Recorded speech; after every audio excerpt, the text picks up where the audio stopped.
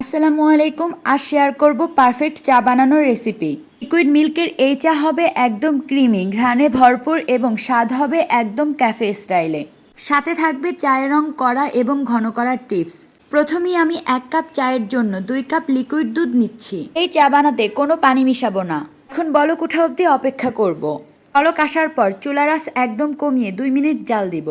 জাল হওয়ার পর চা পাতা চিনি দিয়ে আবারও কিছুটা বলক তুলে ফেলবো। চায়ের কালার কড়া করার জন্য 1 কাপ চায়ের জন্য 2 চা চামচ চা পাতা লাগবে। এছাড়া যদি ক্রিমি নর্মাল একটা কালার পেতে চান তাহলে 1.5 চা চামচ চা পাতা হলেই চলবে। আমি এখানে 1.5 চা চামচের থেকে একটু বেশি চা পাতা অ্যাড করেছি। আর চিনিটা যে যার পরিমাণ মতো বুঝে অ্যাড করবেন।